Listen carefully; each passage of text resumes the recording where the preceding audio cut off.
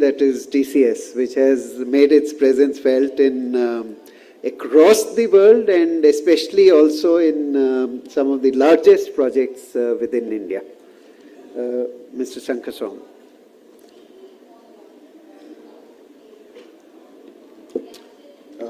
Thank you, Shri Ajay ji, for that wonderful introduction, and thank you, Shri Deepak ji, for your insights that you shared. Ajay ji said something very poignant right at the start when he was introducing me, that I represent TCS, and I think TCS is at a very unique vantage point because, as Ajay ji said, that we do a lot of work for the largest companies across the world. But if you look at India, TCS has been involved at the level of transforming the country really, because we've had our imprint on potentially every major transformation project that this country has run, and I'll cite some examples. I mean, if you look at the, if you look at the health sector, TCS is the implementation partner for the PMJ initiative. If you look at the financial inclusion sector, TCS has got tremendous implementation experience in the financial inclusion sector. If you look at payments, if you look at pensions, if you look at governance systems for state governments, so we are there. We've done that and been there. So that gives us a very solid footing in the way we understand how data is used for governance across the public sector.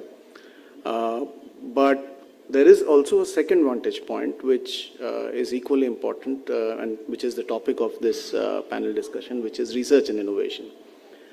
So TCS is perhaps one of the largest private sector research organizations today in India. It's a very well-kept secret. TCS has been investing in research to the tune of 1 to 1.5% of our annual turnover over the last 40 years. We've been consistently doing that. We've got a very strong product and platforms business running into billions of dollars every year. And in terms of research funding in the Indian ecosystem, today TCS is one of the largest funders of research, be it in the IITs, the ISC, and every other technical institution of repute. So this brings me to the reason why these two perspectives are important, because we are talking about data governance for research and innovation. Now, on one hand, Ajay ji spoke about all the infrastructure that India is building in the form of DPIs. And what this infrastructure is soon going to do, we are going to be sitting on a mammoth amount of data.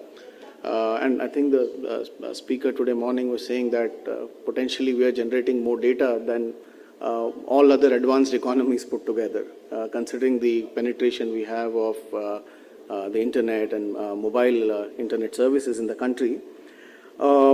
So the first question that we therefore have to ask ourselves is that how do we govern this data so that this data becomes useful for innovating the next generation of services which can feed on this data. So that's point number one. And point number two, on the research side, on the innovation side, how do we put in proper data governance mechanisms in the research and innovation areas of organizations so that the impact that they could have in translating the data that this country is generating into new generation of products and services that the citizens of this country can consume becomes much more pronounced. So there are these two prisms that we have to look at this from. However, what Deepak ji was saying that, everybody has data, but then nobody has data, right? Because if you look at the value chain from having data to actually generating insights from that data, which is actually the lifeline of both governance but also of business, is a very long value chain, right? So you have to make sure that you have good quality data. You have to make sure that the data is easy to find, the data is accessible, The data is interoperable because it has to work across different stakeholders. So the interoperability is the key. And also the data is reusable, which means that the data should be able to use in a different context than the context in which it's generated. So what we call these FAIR principles in the way we do data governance becomes very, very important.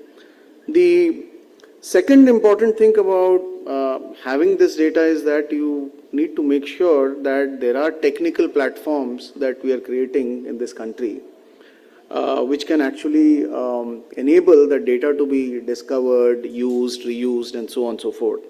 And especially from a research and innovation perspective, if you look at the state of research and innovation data in this country, such platforms are actually lacking. So we need to build those platforms.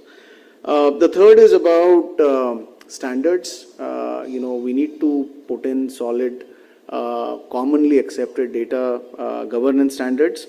And the fourth is definitely the security and privacy of the data. So we have the DPDP Act now. We also have a national data governance policy for non-PII data. So having the right mechanisms to be able to protect the data that we are collecting and using becomes very, very important. And finally, we also have to build a culture of incentives so that people are encouraged to share data with each other. So with this in mind, from a TCS perspective, we have been building some tools and some platforms for enabling all of this. So, for example, just because we had to cater to GDPR about 8 years back, one of the things that we've been able to build is very fine-grained consent management systems, right, which can be used now today in the context of the DPDP Act to build in consent management directly into the way the data collectors are collecting data. The other thing that we've been able to do is, especially if you look at the National Data Governance Policy for non-personal data, it proposes creation of a data platforms, India data set platform, which is a platform on which data sets can be hosted and shared. From a TCS perspective, during COVID, we deployed a data marketplace platform, which enables the entire manufacturing ecosystem around managing PPE, protection equipment, and gave that visibility so that decision makers could actually take the right decisions at the right time. And if you look at how such platforms could be used in India, that those kind of platforms could actually become the backbone on the way that data is discovered, listed, and shared among entities. And I'm sure there will be some sort of monetization of data also that will happen when the India data set platforms actually becomes a reality. So switching the lens a little to the topic of research and innovation. You have to look at research and innovation in two different contexts. The first is research, which is about inventing, which is using data, using expertise so that money comes in and ideas come out, right? So that is invention, that is research. Whereas innovation is where you have ideas and those ideas go in and money has to come out of it. So the data governance principles for each of that are very, very different. So on the research side, for example, when you're setting up a data governance policy, one of the things that you have to do at the upfront is decide whether you will have an open data governance mechanism that you will put in place or you will have a proprietary data governance mechanism. Open means that you are able to share research data with your peers, with collaborators in a very transparent and fair way.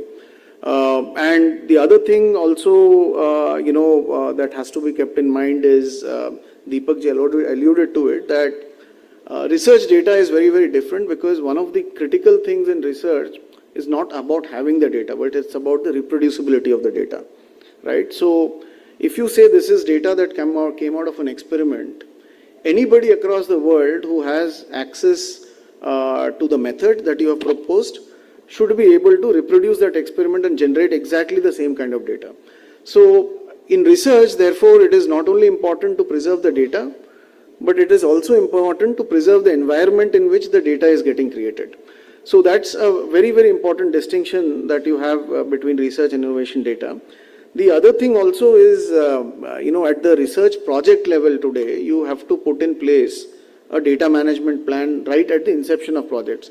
Mostly in this country, we don't do it, right? And then the third element is the technology that is required to do data governance in a research context. You need to put in data sharing platforms, you need to put the right kind of security and privacy tools.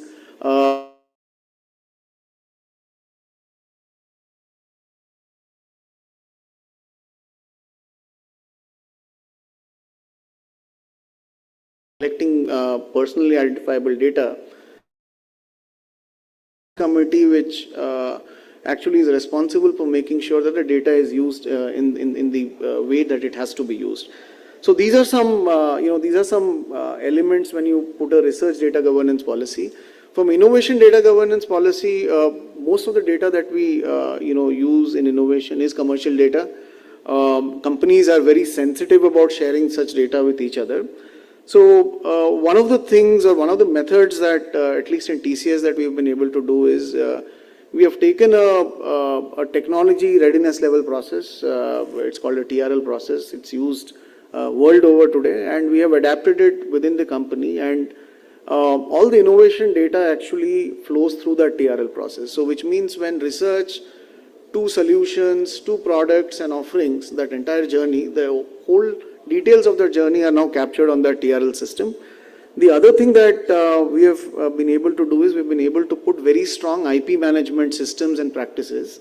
So for example, if you look at TCS, within TCS today, every asset that we create, which is intellectual property, is today very nicely catalogued and published on an IT system, and it is made discoverable to every employee in the company so that they can build upon that asset.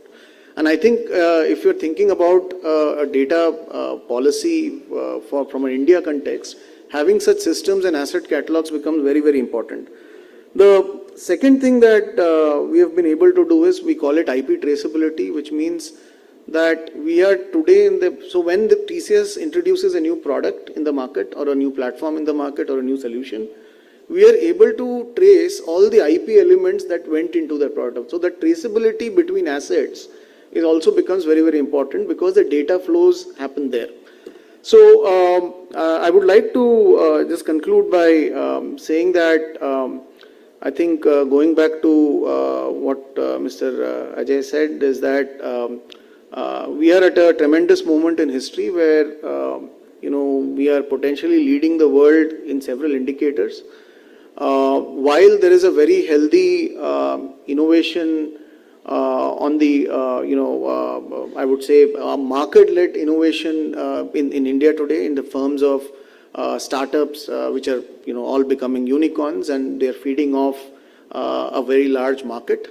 I think for the next level of evolution, we also need to really think about how we will take all the data that this country is generating today and make it available for research and for innovation, so that India today, when you look at intellectual output or research output vis-a-vis the developed economies in China, we are trailing a bit behind. And I think that with such data governance policies, if we are able to take all the data that is being generated by the country and the large amount of research that is happening in the country in private institutions and in public institutions, if through means of clear data policies and technical infrastructure that we build for sharing that data, it's available to this entire community, I think that day is not far soon when we'll also be leading on indicators for research and innovation on the global stage. So with that, I thank you and call upon Shri Ajay ji.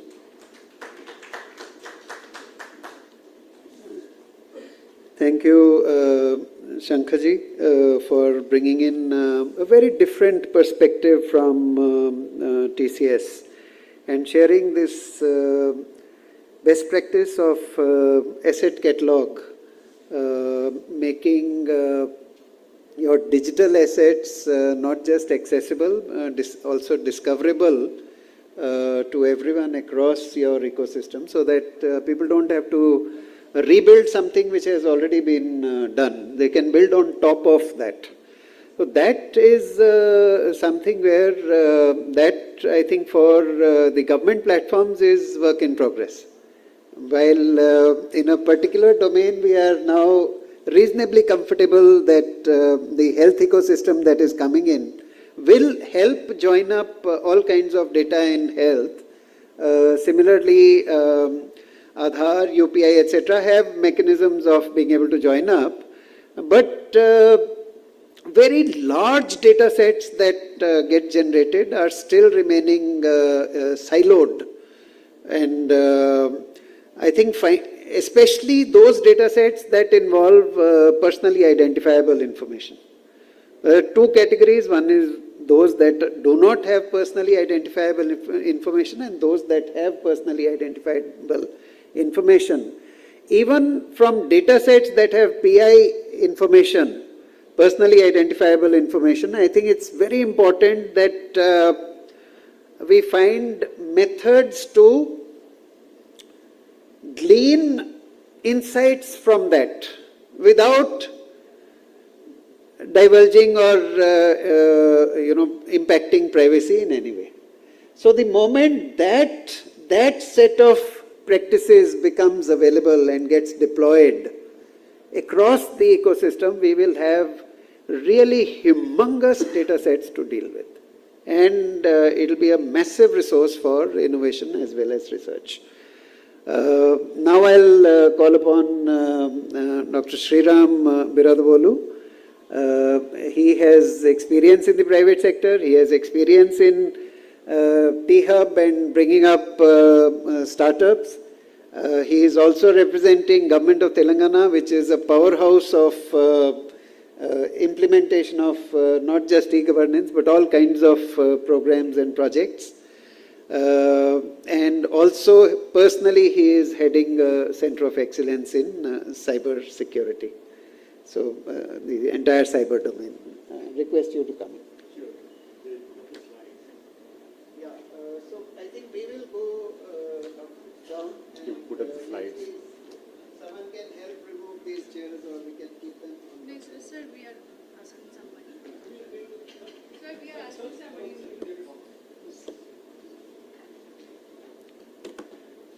I had a few slides, so I thought I would share, and that's why, hence this one, because they would come in the way.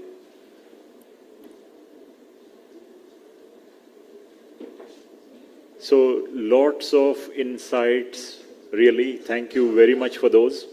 I mean, from very, very eminent people. Mr. Ajay Prakash Sani, sir, and Mr. Deepak Goel, and of course, Soma. So, of course, I can add one dimension on slice to the entire thing.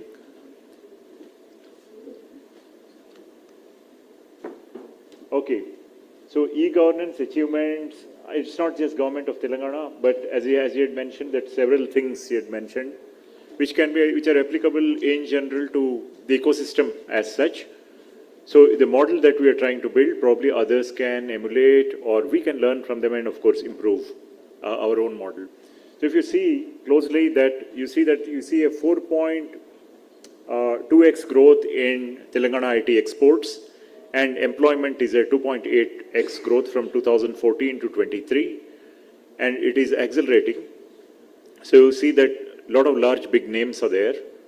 I will quickly go upon. So it follows decongest, decarbonize and decentralize, because it is very important. Carbon footprint is an extremely important thing to look out for. Okay.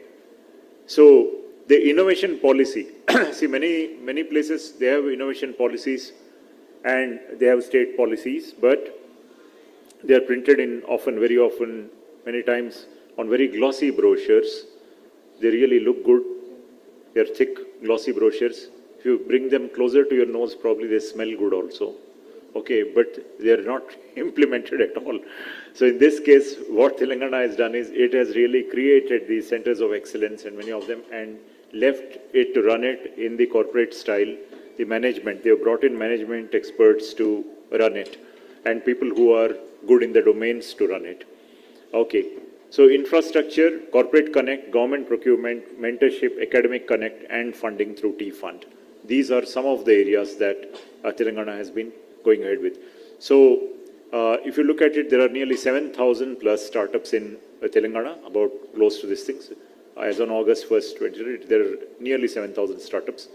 And T-Hub, TSIC, Innovation Cell, of course, Cybersecurity Center of Excellence, TASK, which is Telangana Academy of Skill and Knowledge, and Image and T-Works and V-Hub, which is for T-Works is largest prototyping center, and V-Hub is Women's Hub and Cybersecurity Center of Excellence. So this is roughly a glimpse of the ecosystem. And here are some statistics. Okay, so now coming to our thing, how innovation is done and how does it foster? Following up on what Shri Ajay Prakashani ji said, that how do you, the government, I mean, you provide the enabling forces. After that, there is the catalyzing. And then the ecosystem takes over and is able to build on top of it. So here's an example, which is T-Works, which is a prototyping center recently inaugurated. Okay, and we have for women's entrepreneurship and TSIC for Telangana's innovators. That means the rural innovators, how do we encourage them? Okay, because innovation very often is seen as an urban game, that a lot of things happen in IT in the cities, but no, we want to encourage rural innovation as well. So RICH, which is Research and Innovation Circle of Hyderabad, which focuses on the areas of aerospace and defense, life sciences and healthcare, food and agricultural, sustainability, and so on.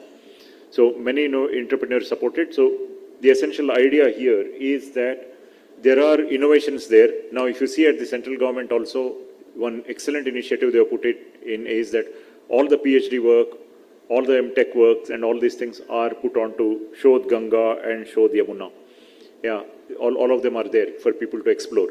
So similarly, this attempts to collect all the research being done within the ecosystem, which is Telangana ecosystem, and then use it so that you can commercialize it, productize it, and so on. So this is an important slide. Okay, so you see how this follows a two-tier model. One is the ecosystem development and the other one is the government adoption. So the government adopts many of the innovations that are happening. For example, let's say drones. So using drones, they have in fact mapped the Musi River and the surrounding areas, so they are able to free up a lot of space, unused space that was not being used at all in the expensive city of Hyderabad, I mean the urban areas also. So cybersecurity policy, one of the few states to have its cybersecurity policies, and drone framework policy. Now they have come out with a robotics policy also. And institutes of excellence, which are there. And even in e-waste management or additive manufacturing, they have cybersecurity. They have a center of excellence. These technologies are there, then the domains are there, and of course the adoption. That the government is one of the first few states, one of the first entities to take up the projects themselves. So coming a little bit to our Cybersecurity Center of Excellence, you see that we have 5 pillars, stakeholder pillars. One is the tech industry, large, medium and small companies which are there, and startups, including startups. So we incubate about 40 plus startups in cybersecurity alone. Okay, and we have the government, central government, state government, law enforcement agencies, defense policy making bodies. The third is the academia and R&D centers, and of course the user groups, which are the user side of the industry, which are banking, pharma, retail, all of these companies together. So we run something called Use Case Clearinghouse Workshop, in which we extract the critical use cases out of these user industries and then present them to the first industry, which is the tech industry, so that they can prepare better products and solutions. And finally, collaborations. We have collaborated with a number of national, local and international entities like Hague Security Delta, Hague Center for Strategic Studies, Cyber West Australia, Edith Cowan, and University of London, and also City of London Corporation, with whom we did a course, we did a session on cyber security, cyber insurance. So here are some quick stats, some of the reports that we've produced in Center of Excellence, Cybersecurity Center of Excellence. So we've conducted an Indo-Dutch cybersecurity school. This is the third year in running, capacity building, thousands of registrants across. We brought in experts from Netherlands, in a virtual call. So it's a month-long course, 2 hours every day. And great AppSec hackathon, thousands of participants in the AppSec hackathon. In fact, they were hired, the winners of the hackathon were hired by all these sponsors, which are Evanti, Synchrony Financial, JPMC, CSW, and so on. Telangana Academy of Skill and Knowledge, again, to enable the entire ecosystem. TSAT, which is the satellite for all the applications which are there through the Education Vidya Nipuna 2 channels on various areas, in different areas like agriculture, healthcare, and so on. So, emerging technologies, you see that real-time detection of identity and smartphone-based e-voting, Citizens 360, single source of truth for citizens' identity, and so on. So, various different initiatives are underway and implemented and released and rolled out also. Okay. So, here are a few examples. I will not take, in the interest of time, I am rushing through. Citizens 360, for example. Okay, through the various, spread across the various databases, and then the opportunity for leakage in welfare schemes. So in order to plug that, the identity and eligibility frauds are being strongly monitored. So here are some of the centers of excellence. Image for gaming and animation and comics, e-waste management and cloud COE, NCAM for additive manufacturing, blockchain district, and Telangana AI mission and cybersecurity center of excellence. These are all there. So various different centers of excellence. Okay.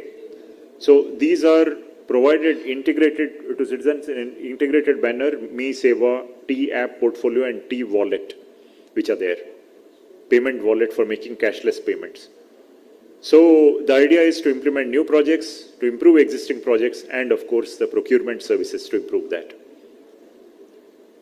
So data centers. So Hyderabad has become the center for data centers, their top destination.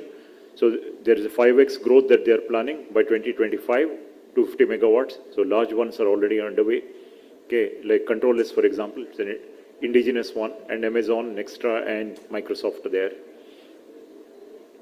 Dharani is Telangana's unique land records portal. So in which tamper-proof, auto-calculation of registration fees, all these are there to maintain land records. Okay.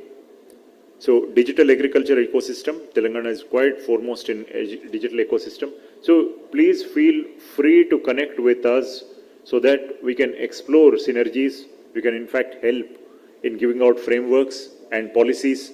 In fact, that's the whole idea why we are doing this, so that people can use it across in other states as well. Okay, and we can learn the other states. The Principal Secretary and the IT Minister have been most supportive of this. So with this, I will stop. Thank you very much.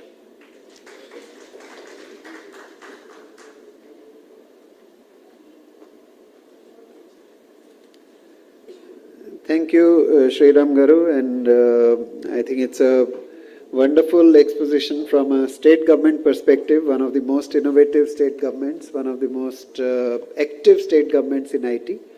And I think what you have presented brings out the many, many ways in which a state government can enable and accelerate innovation. T-Hub and T-Works are especially amazing efforts that have really gone a long way. And so we are coming close to the end of our session. If there are questions, I will request people in the audience to pose questions that you may have. And please identify yourself, indicate what your question is and to whom it is addressed out of the people in the panel. So is there a microphone that can be made available? I saw someone raise a hand there. Yes, please.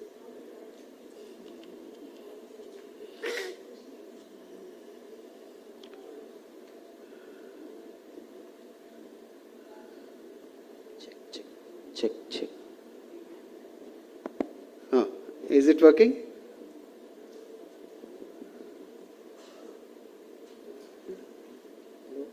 Hello? Give this. Good afternoon, sir. I'm Pankaj Sharma, sir. I'm Principal Consultant with MPSCDC, sir, and I'm working on e-governance projects. So my question pertains to Mr. Shankar Som, sir, and what I would like to ask him is that the TCS has done a tremendous amount of work on government projects. They have I think, a detailed exposure to technology as well as the government systems. What I understand is that basically the IT technology came in for IT industry per se, and then in last couple of decades it got implemented into the IT government systems.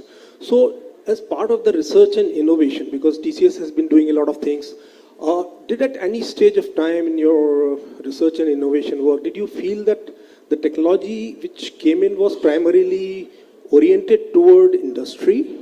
And when we approach it to deploy it on a government system, does it need a different approach? And should we try and look at possibilities of, developing new technologies, tools and systems which are oriented towards deployment to the government solutions?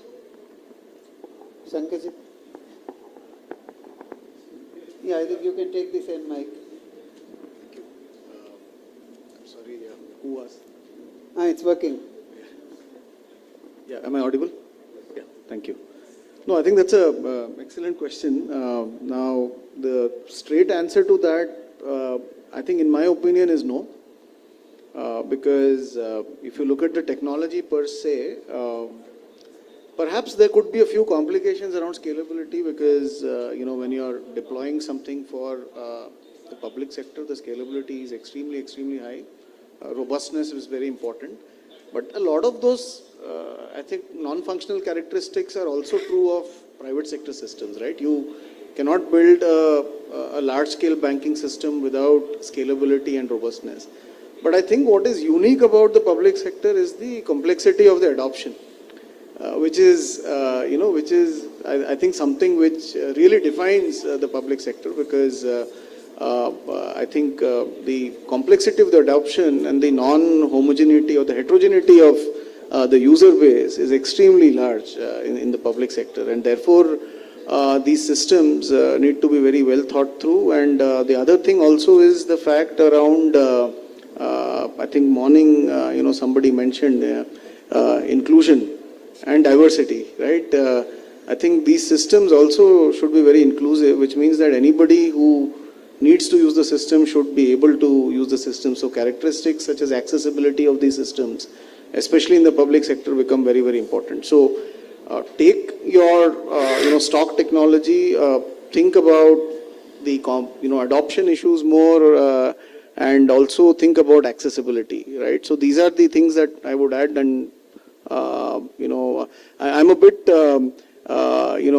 conscious of what I say because I have Mr. Tej Bhatla here, who heads the entire public sector business in TCS. So Tej, if you would want to add anything as a special invitee.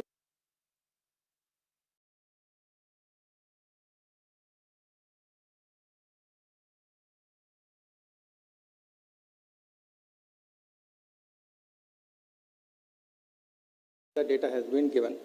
Now, in the context of this Digital Personal Data Protection Act, sir, I am still in a practice of saying it is a bill. So, Act. See, the data fiduciary is the person who is basically determining the purpose and the means of processing. So, suppose you are having a server and you are owning a particular data set and you are doing it for one particular purpose, and then you are sharing it that particular data set to any other server owner who is having another application. But definitely the purpose of that particular application would be different.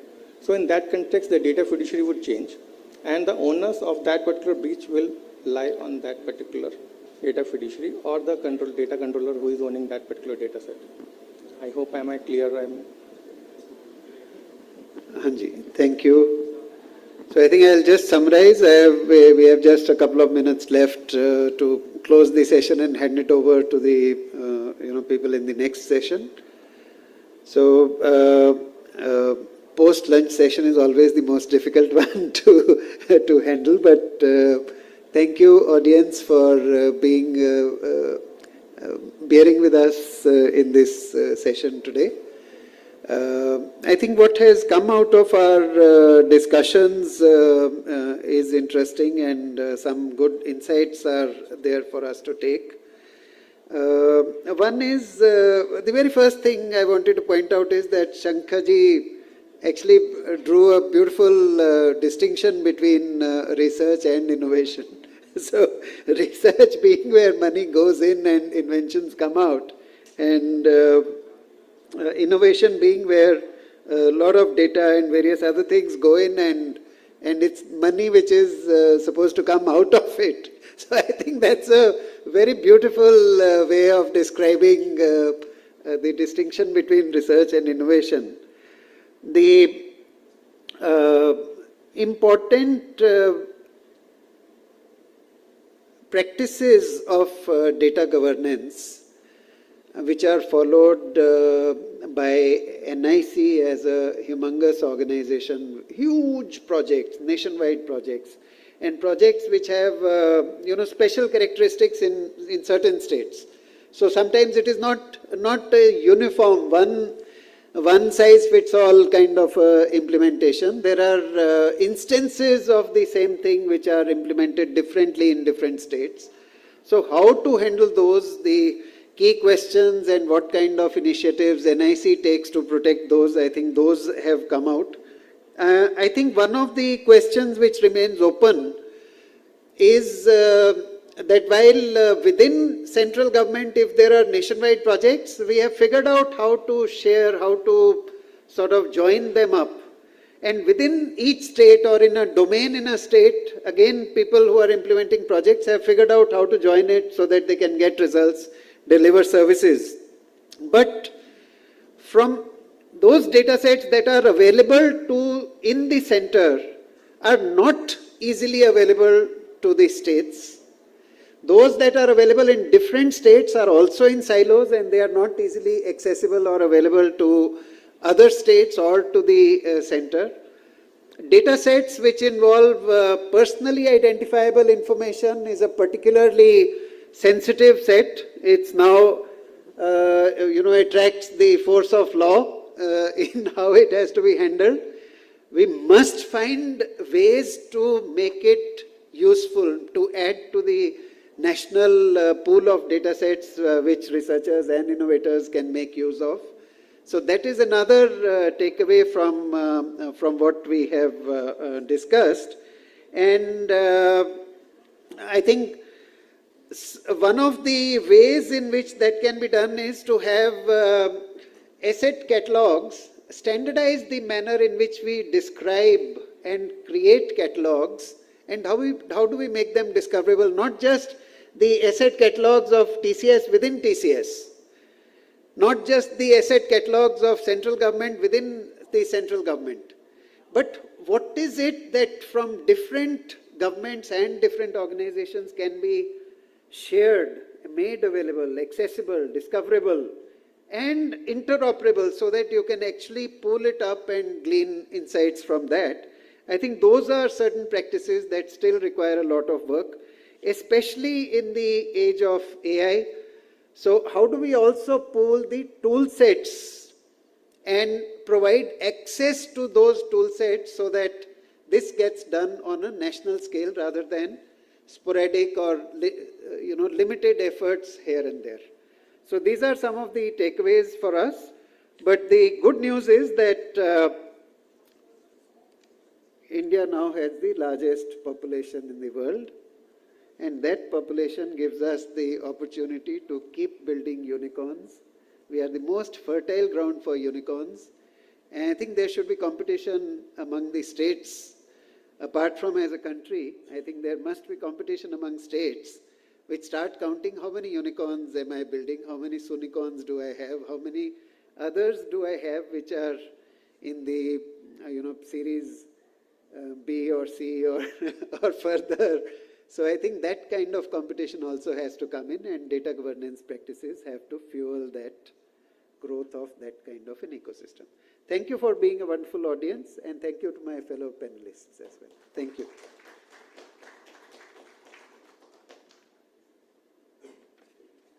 Thank you so much, sir. You have ended up the session with a very positive note that we have unicorns in India. And it was really a wonderful session on data governance initiative in innovation and research. Would like to invite our session chair and panelist, and would like to request Pankaj Sharma, PMT consultant, to felicitate all the panelists and our chair.